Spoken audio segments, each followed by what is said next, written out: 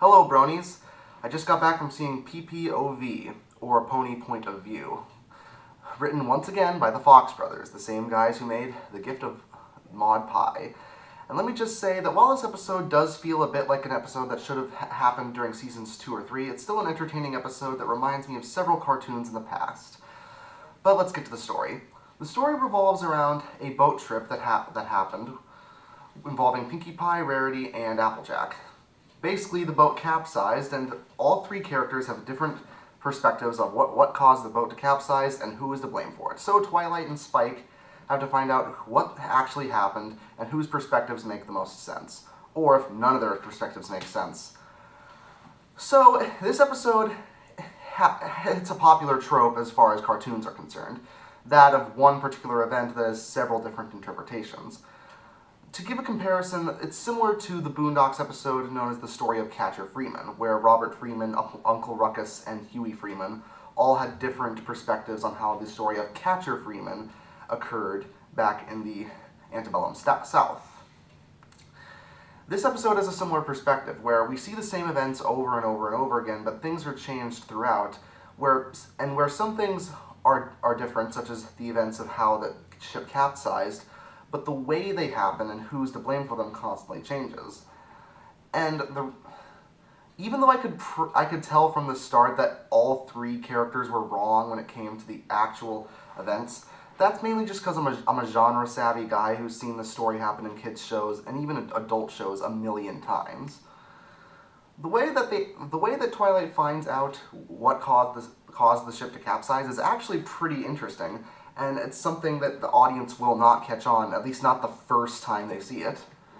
Not only because it involves something that was never seen on the show before, but more because Twilight used quite a bit of observation to pick out tiny details that you might actually miss the first time. So, in a way, all three characters are wrong, yet all three characters had bits and pieces that got the full story through. I really liked that.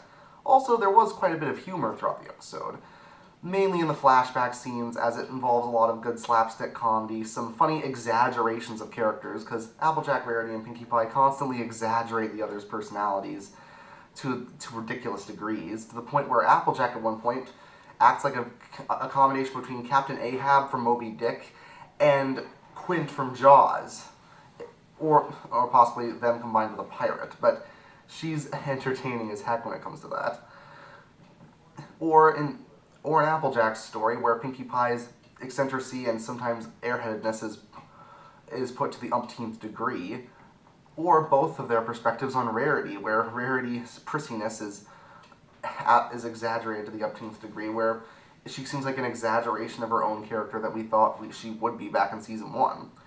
My only problem with this episode is really that the conflict does seem like it should have been in seasons 2 or 3, where in a season where they are friends, but they've only been friends for a little while, so henceforth this conflict would make more sense as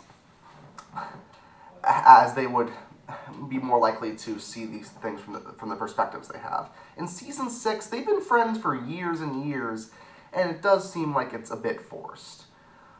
But at the same time, they do mention that in the overall message, that even long-term friends need communication, and sometimes some miscommunication can ruin what's otherwise a perfect trip. I'll admit, I had problems with miscommunication with my friends before, and that caused us to think differently about an event that has happened in the past too. I mean, personally, I was with a trip with some of my friends camping, and one of us forgot to bring the tent. None of us were willing to say who was the one responsible for losing it, and we basically decided not to talk to each other for an entire day. So I guess I can understand where Applejack, Rarity, and Pinkie Pie are coming from. It just feels like the story is a tiny bit forced at that point. But like I said, the comedic writing and the fun twist at the end, it really does make up for it. It's also nice to see an episode where these characters are in another new environment, as the animation sticks out once again.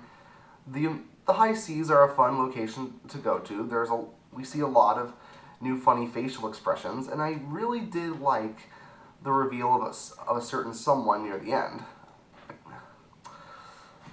I know I'm being vague when it comes to the finale, but let me just tell you. In a similar fashion to a lot of great episodes, the best reveal is the one that happens at the end that I can't spoil for you guys.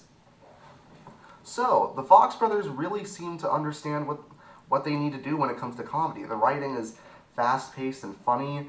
The characters are well voiced.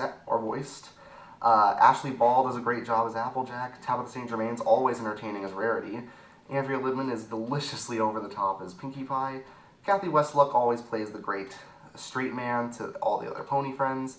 And of course, Tara Strong's Twilight is pretty much always entertaining no matter what she's doing. So yeah, it's a filler episode, but it's a filler episode that is very entertaining in its own way.